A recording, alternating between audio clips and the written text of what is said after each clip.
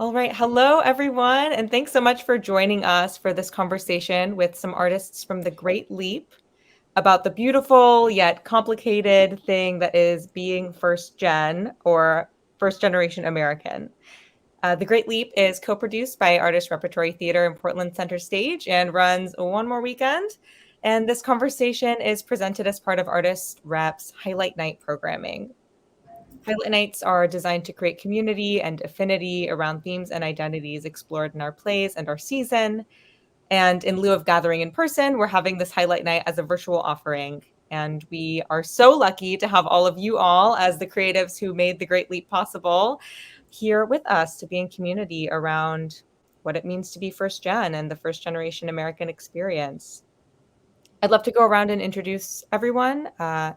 I can start. My name is Melory Mirashrafi. I use she and they pronouns, and I am the Associate Director of DNA Oxygen at Artists Rep. Feel free to jump in. Hey everyone, my name is Alikhan. I use he, him pronouns. I am the director of DNA Oxygen at Artists Rep, and I was also the director of this production of The Great Leap at Portland Center Stage. Hi, my name is Nicole Wee. I use she, her pronouns, and I was costume designer for The Great Leap. Hi, I'm Sami Ma. I use she, her pronouns, and I play Connie in The Great Leap. Hello, I'm Max Shonher. I use he, him pronouns, and I am understudying for Manford and understudying for Wen Chang.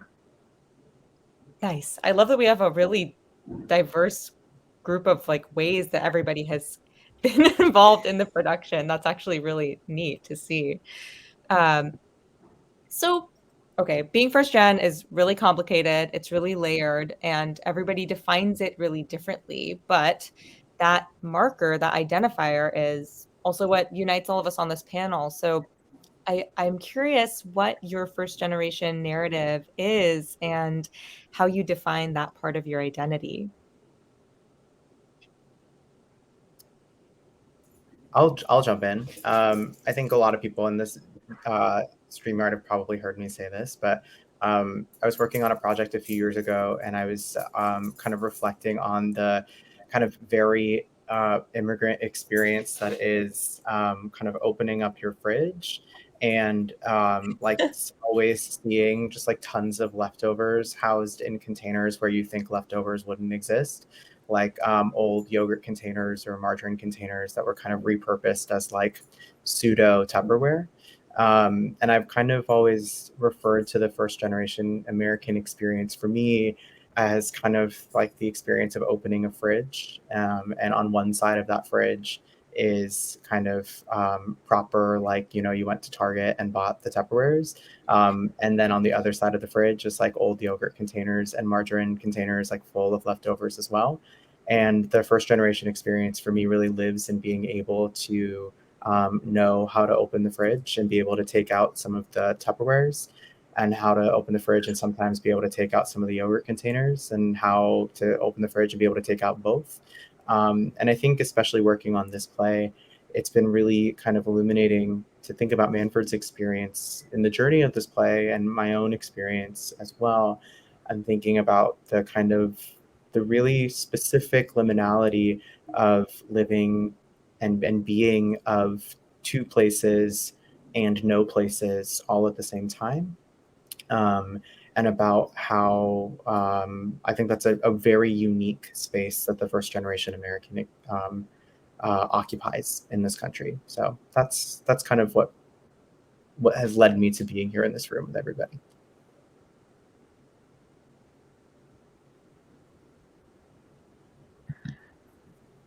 I can jump in very similarly to Zai. I think for me, being a first generation American is this really delicate, messy, beautiful balance of, kind of living in my super Americanized lifestyle and, growing up all American and being raised and given a lot of opportunities that I, looking back on for my parents, they never really necessarily experienced.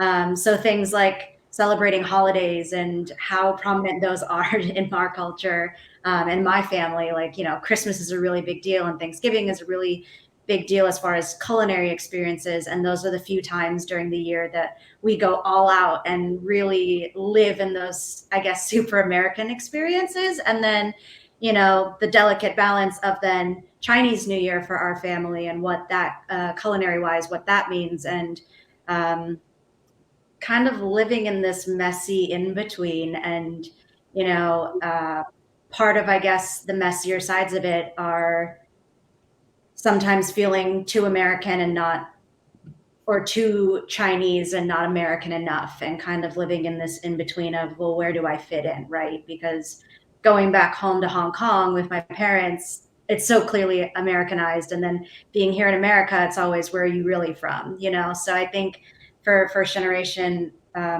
identifying people, it's really finding that in between space and how you exist in it and where the bridges come together. So yeah. I love that. Nicole, I know you were saying before we hopped on to the recording that you were like, oh, wait, am I first gen? What is first gen? What's second gen? 100%, which, you know, in the context of this conversation, that also makes me think about how I think part of that first gen experience is about that kind of education, right? And like how sometimes that you know, these things that we have to find out about that not necessarily everyone has to try and understand.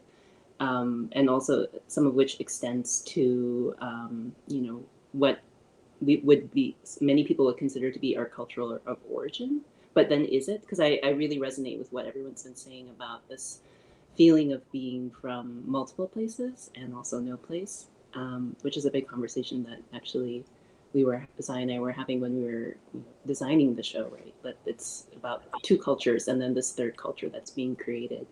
And I think part of the creating that third culture is about having to find out this knowledge for yourself. Like what do these labels mean? What is it to be, you know, in my specific instance, Asian American? What does it mean to be Chinese across the distance of like two different spaces? Yeah, I don't know if that addresses that question, but 100% addresses the question. Yeah, and like I think having that tack on of American specifically has its own very specific connotations and its own very specific weight when it comes to, you know, what your like culture of origin is, right? Because you are both, but you're also very much tied to one and the other. Mac, what's your experience been? Yeah, so a little bit different from some of the other panelists here. I'm actually adopted. So my parents are white and they're non-Asian. And obviously I am Asian ancestry. So for me, it's always been this idea of, like Zai said, and like everyone else has said, kind of that liminal space, right? Like the in-between, being in a white family, not being white enough, looking Asian, not being Asian enough because I don't speak it, because I don't have those kind of upbringing, right?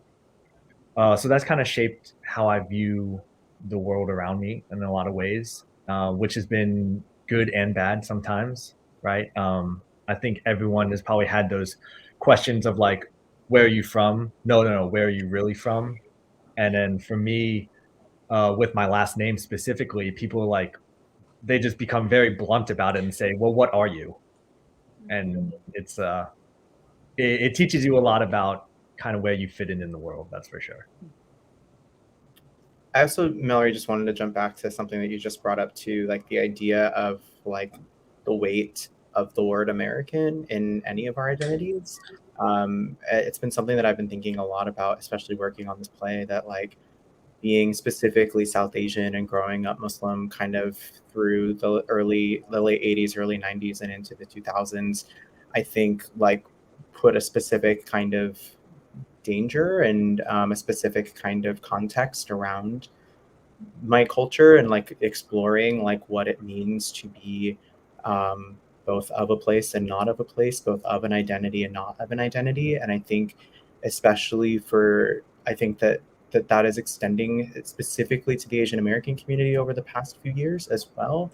And it's such a fascinating thing to be both working towards claiming an Americanness, while also America is claiming kind of like a scapegoat identity of you, and what it means to be kind of navigating both of those things at the same time.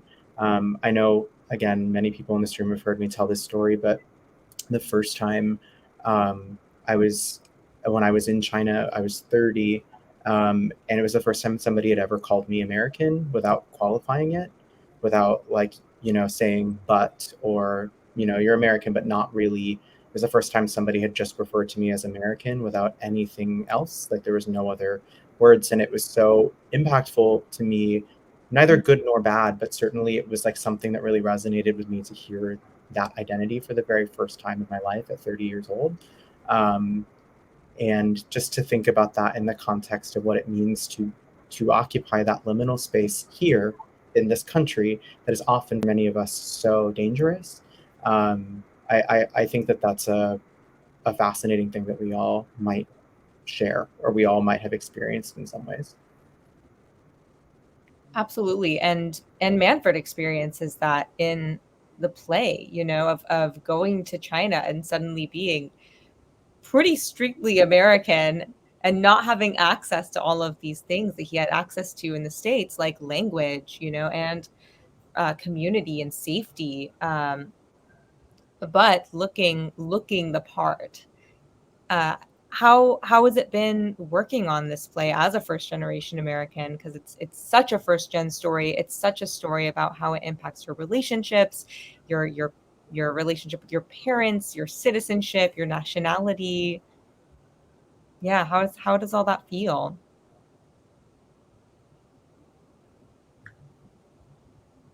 I think it's hard to do this show and not think about your identity, right? And especially, right, like it's just it's not possible. And I know for myself, like I am specifically Chinese American, and so getting to work on this show and tell this story, A, is really really cool, and B, it's made me do a lot of my own thinking. Similarly to what we were just talking about.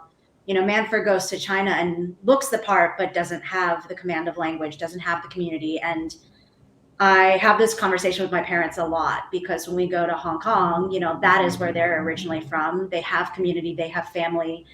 That is their first language. And for myself, like Cantonese technically is my first language, but I've lost so much of it. I was born and raised in America. And so there was definitely a period of time where I wasn't comfortable speaking my first language. And so lost a lot of that ability to switch easily between both. And when I go to Hong Kong, I have this feeling of being a stranger in a place that feels exceptionally like home, even though it's not a place I grew up in and it's not a place, that I've frequented often other than, visiting every couple of years. But there's this feeling of everyone looking like you and not being an other there that is so hard to describe to, especially to non-Asian friends. And I think there's something about this otherness that Manford is experiencing that is so resonant for, I don't think, regardless of being Chinese American, being Asian American,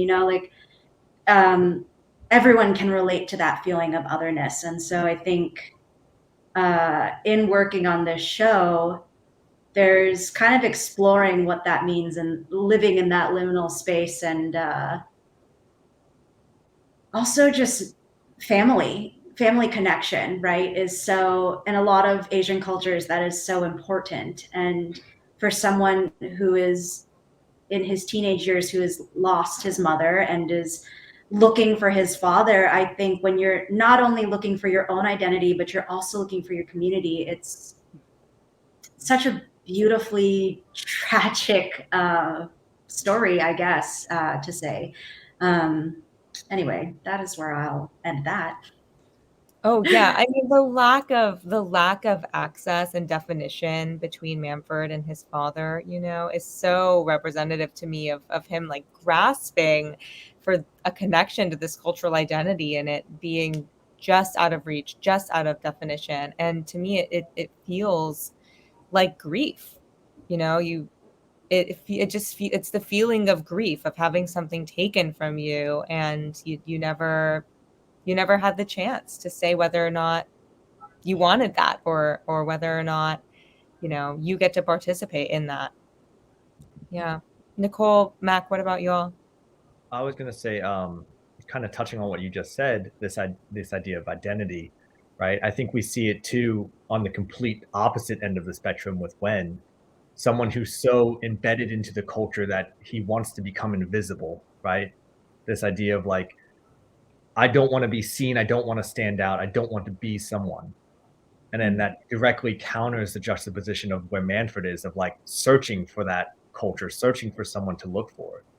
So for me, working on this play gives me a sense of gratitude in a lot of ways, saying like it is difficult to navigate the gray space, but I'm grateful to be in that gray space because I understand like I can be um not important, but like I can be kind of stand out in who I am and individualism, but then also understanding culturally where I come from and the connection to that. I'm not defined by it though, if that makes sense. Yeah, just to like, I think one of the larger conversations that I've been having in my life that I think is maybe from this play, but also just kind of contextualized around the time of this play, is thinking about the generational experience of identity, and especially I think it's really prevalent in this play. It's um, I I find it sometimes hard for different generations um, of immigrant stories, and I consider us to be a part of an immigrant story as well. That we, you know, we are an extension of an immigrant story, even though we are first generation Americans. And you know, there are so many complicating factors to how the generations can find connectivity between each other.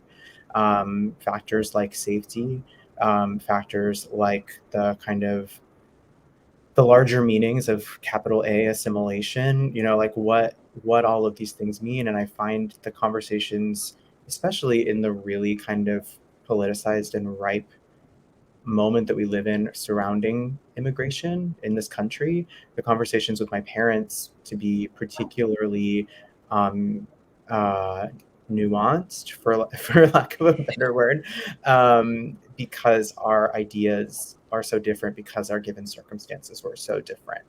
Um, and you know, to go back to our previous conversation, sorry to derail us a little bit, but like the idea of accepting like the identity of American, you know, and what that means to be someone who doesn't benefit from the kind of prototypical American experience every day, what it means to kind of accept that identity and accept all of the complications and the burdens that come with it on both sides of the fence. Like when you accept the identity of American, you're accepting like the fallacies of the American experience as well. And on the other side of that, we don't necessarily benefit from the privileges of the American experience all the time. And so again, to kind of like circle back to that idea of liminality, of being in between, I think it's especially interesting for those of us from marginalized communities to find ourselves giving all the way, but not getting anywhere close to all the way. And what kind of larger human experience do we kind of get in this country because of that? Um, yeah. Yeah, and depending on your circumstances too, you know, there is an expectation that you should still feel like you benefit from all of those things, right? That Totally. there's a gratitude and a gratefulness attached to being American that, like you said, is very nuanced, because maybe you do have a better, you know, a better quality of life, or you have all of these benefits and things that that truly, you know, you are blessed and grateful to have, and yet it's still complicated, it's still difficult in moments. Nicole, what about you? Yeah, I mean, everything everyone has said has been so resonant for me, and it's just really reminded me that, you know, I think my answer to what does it feel like to work on this text is, it feels like finding community, like finding specificity. Yeah, finding other people who understand what this feels like, and also an opportunity to create that in-between space culture that we've been talking about, that like that what is Asian American culture, and like to feel like we've made a piece of it. It's been pretty amazing. It's just to kind of double down on what Nicole said. I've never been a part of a creative team like this before. Our creative team was all comprised. The lead artists on our creative team were all Asian or Asian American folks. 4 of whom were not born in the States. I was the only male identifying member of the team. It was a creative team that I've literally unlike any I've ever seen before. And what I think that afforded us in the process of generating this production of this play was mutuality and mutual visibility. And I remember one day I was sitting in tech, in the dark of tech, and Chica, our scenic designer, said to me, I've been having such a fun time doing this show because you all are my peers.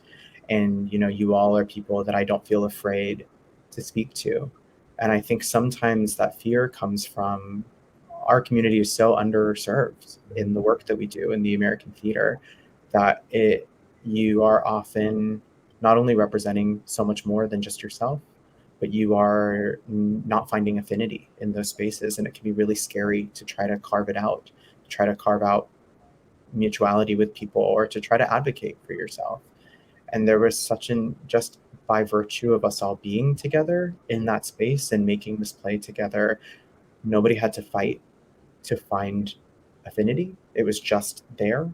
And I think that like the kind of the way that was able to unburden us, and we could just be kind of free in the creativity of making a play.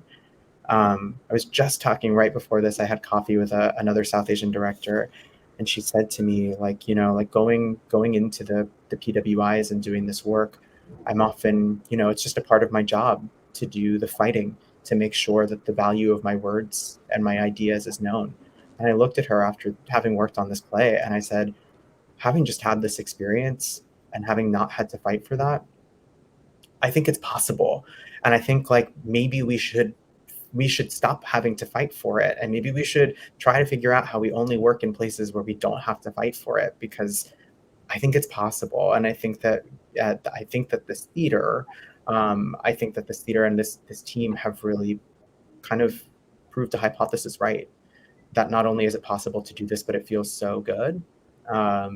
And yeah, just to say my piece about what Nicole just said, I think it's been revelatory for many of us to have worked in this space with each other. It's very easy, I think, to think about how a play impacts its audiences, and it's much more rare to turn around and think, how does this play impact our artists? And how, as a theater, as an institution, as a field, we're taking steps to purposefully and intentionally protect and keep those people who are on our stages, who are in our creative teams, feeling safe and in community, and like they can, like they don't have to take that extra step of justification. And this seems like, it seems easy, right? Like it seems like it's 2022. And still there's carving out you have to carve every step of the way out for yourself. Well, and like the hope, like the ultimate end goal is that our audiences feel that, that our audiences benefit from it too, that they are seeing a true reflection of themselves and their experiences, and not just seeing it, but feeling it in the DNA of being in the space. Like it is so, I remember seeing the original production of Indecent on Broadway, and I remember thinking to myself, it is so clear that a female identifying Jewish woman wrote this play, and that a female identifying Jewish director directed this play, because there is so much of their experiences and their culture in this production. And you can literally sit in the theater and feel wrapped, like embraced by the authenticity of that production. And my hope is that especially Asian American and Asian people can feel wrapped in the authenticity of of our production, of the conversations that we've had, but that really everybody can. That there's a real sense of care that has started from staffing this play all the way through, being in this StreamYard and all the way through next weekend, that I hope people feel embraced by. Didn't think I'd talk about Indecent today, but here we are. It always sneaks up on you. It always comes Are any of you all first generation American and first generation artists? A lot of nods. I think that's also a very specific experience. Whoa! That dog was like, I too am a first Sorry, generation. he's first generation as well.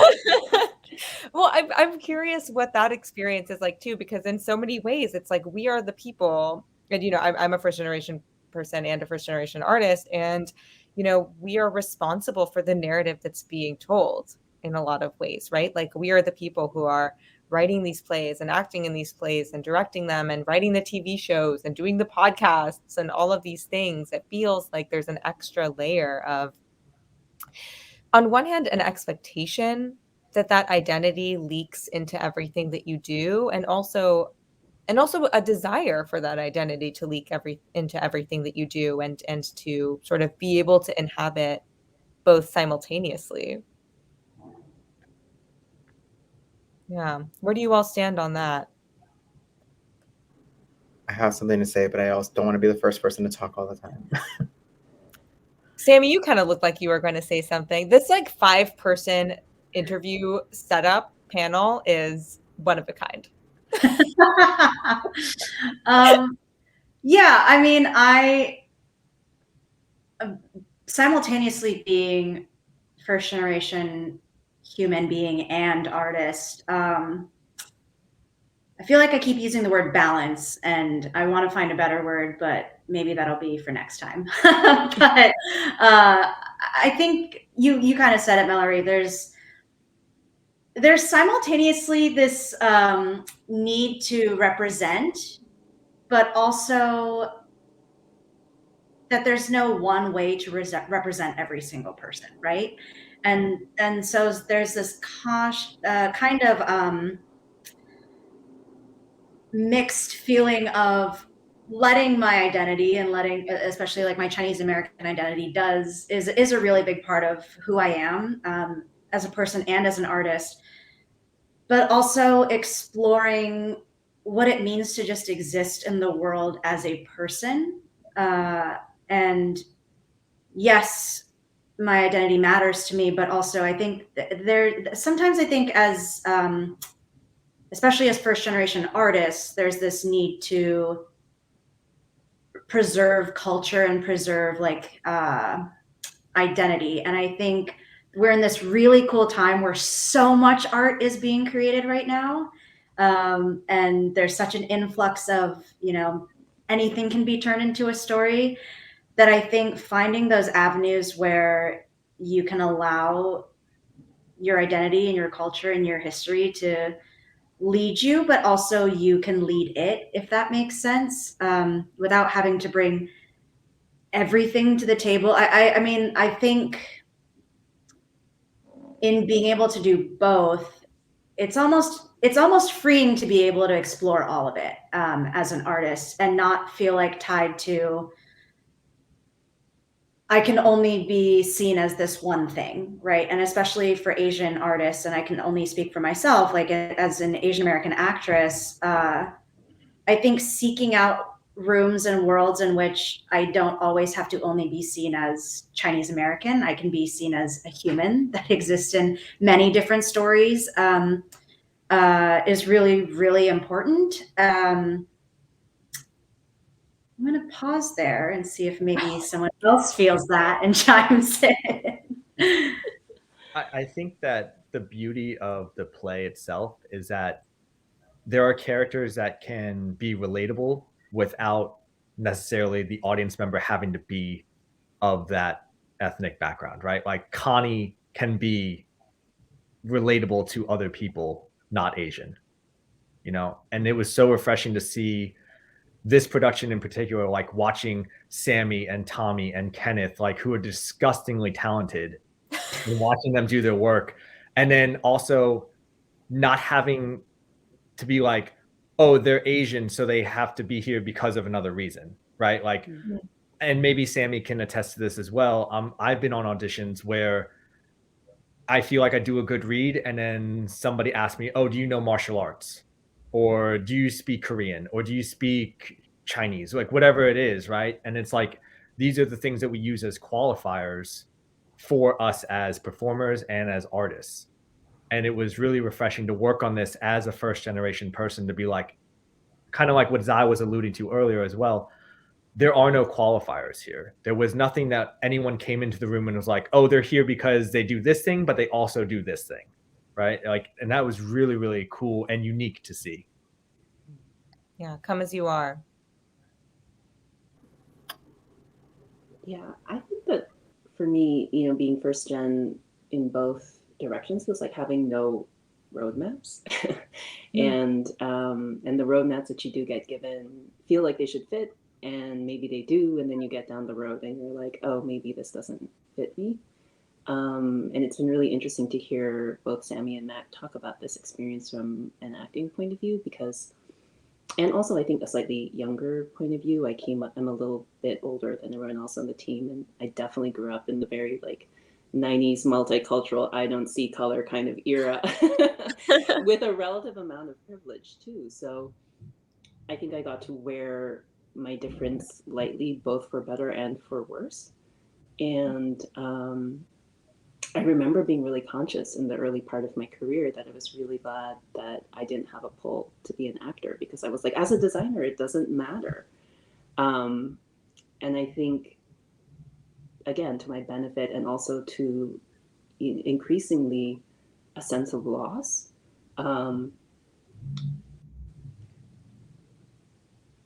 find that it's, it took me, like away from community. So, yeah, I don't know. Like, I feel like, there wasn't a roadmap, and I think I found a different map. Yeah. I also think like the other thing that's kind of on top of this all for me is that there is baked into the first generation American experience the inherent like the generation before us. There's always a generation before us. That's like, that is weirdly again, to use the word qualifier, like we are always kind of contextualized within the generation ahead of us. And I think that many of the stories of the generation that come ahead of us are harrowing, like really, really harrowing in a variety of ways. Nicole and I have both talked about, I actually don't know if I've shared my parents' story with Nicole, but there's a fair amount of crossover in some of their stuff, which is really weird. But like there's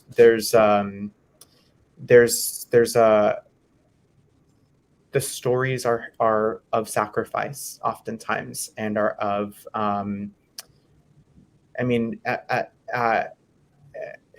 many times the sacrifice is potentially never seeing your home again or your family again, or maybe coming to a country and never learning a language, as Manford's mom in this play. She comes to the States and never fluently speaks the language. She doesn't speak English fluently. So like being without linguistic facility in the same way again. And I think that there's an unconscious burden that is placed on many first generation Americans, or I can only speak to myself, but about like justifying the sacrifice, and about like working towards a way and working towards an exceptionalism that makes the sacrifice of the generation ahead of you worth it. And I think that is a really fascinating and very unique intersection that many of us encounter, is like the kind of constant strive towards what is really an impossible thing to quantify. It would be so impossible to quantify like what is worth it to the sacrifices that my parents made. And yet I wake up every day and I feel like that's what I'm, I put on my little mining hat and I get out my like pickaxe and I'm like working towards that impossible goal every day, even though I don't know what it is. And there's both a pride and a futility in that. And I think that that is likely something that many of us have experienced in some way or another. I also, kind of to what Sami and Mac has said, like, I can look at the year of work that I have ahead, and of the several projects I'm working on, only one of them doesn't have to do with my identity.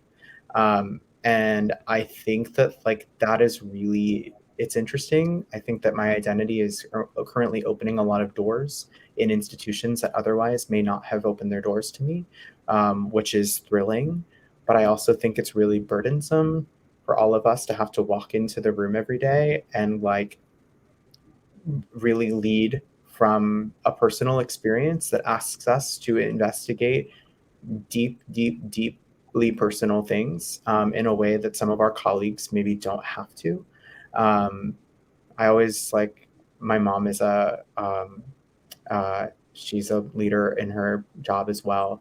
And I always joke with her that like leadership as a director is so specific because it's literally my job to get people to be their most vulnerable selves in front of thousands of people every day. And so like the kind of stuff that I absorb in the process of building trust with actors such that they can do that, they feel emboldened to do that, is really tough for them, and it's tough for me as well. And then you add to that the complication of so much of that trust is about identity that oftentimes, especially in our theaters, many of the audience members won't understand. And so it's our job to build connective tissue between these experiences that we have and audiences that are so far removed from those experiences. And that takes so much kind of emotional energy. So thinking about that as a first generation American and a first generation artist, that those are kind of the things that really come up to my brain when I think about that. Yeah, there's this urge to, commodify, and we're in a very, very specific moment where, if you're not careful, they'll commodify everything about you. And and sometimes that's beneficial, and sometimes it's horrifying because, you enter a room and suddenly you are the marker for your entire people, or you are a check mark, or you are, brought in for X or Y reason. Yeah, it's it is a marker of positive change, and still it is a hurdle that we're all getting through.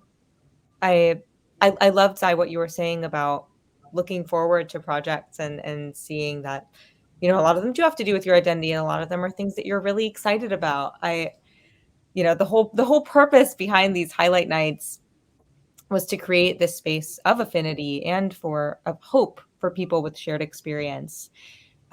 Since we can't be in the same physical space together, and as one first generation American to another, what's giving you a sense of community and relief right now? What are things that you find yourself turning toward?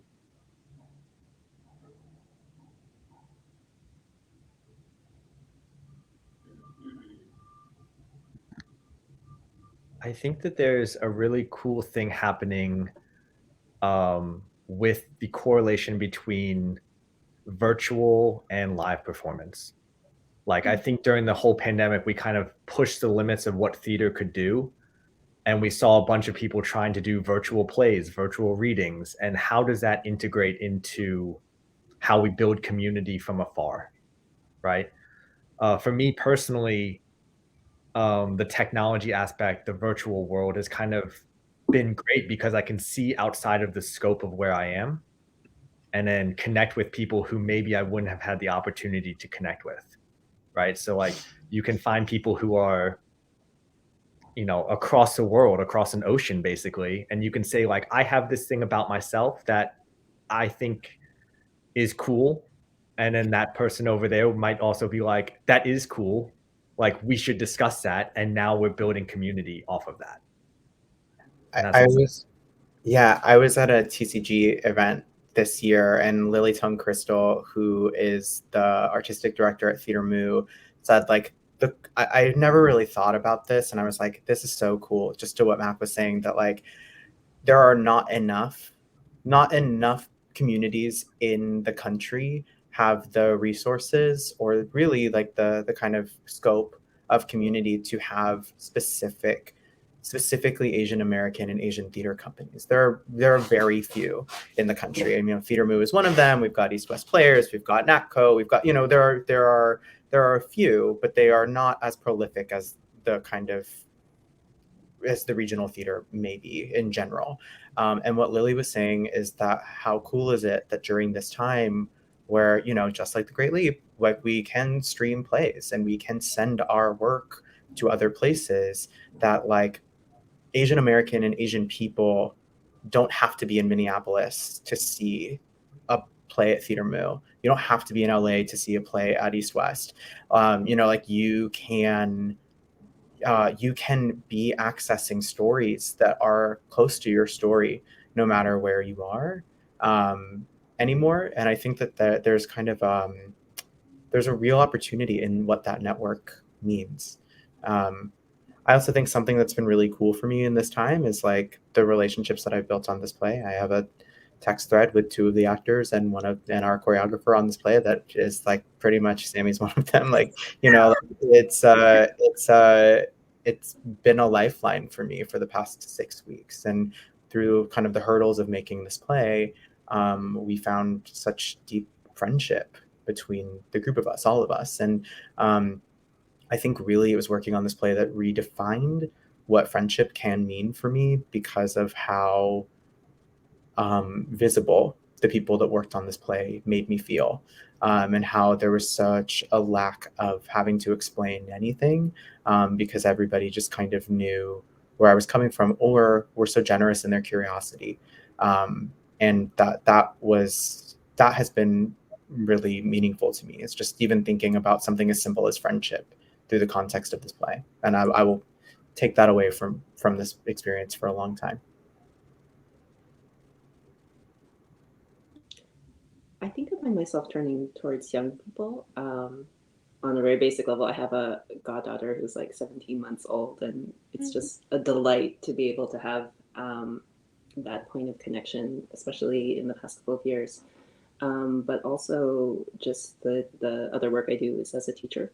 And I'm just so excited by all of my students and the work that they're making. It feels like the greatest act of futurism that I can do. So that's been amazing.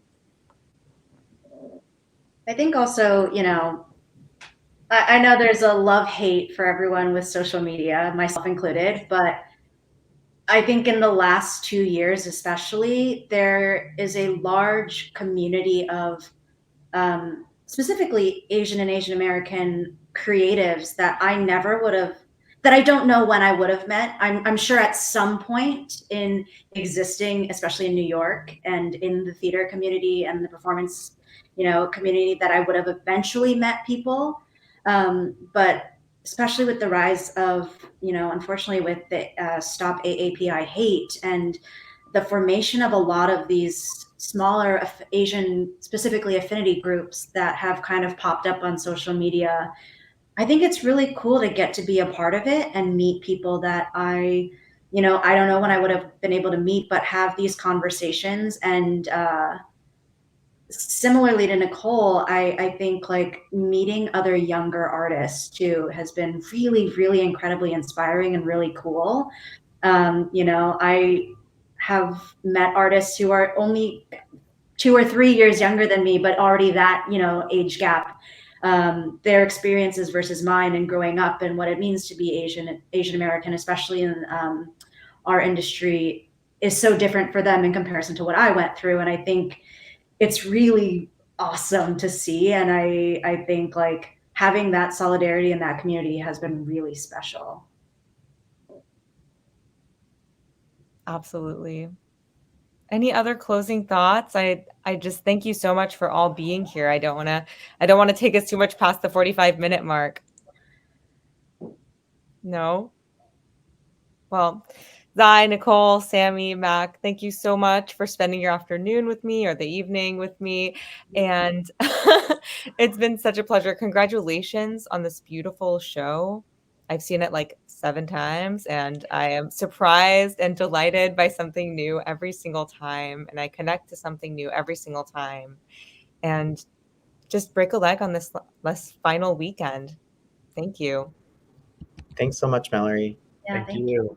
Thank you. Thank you, everyone. Bye.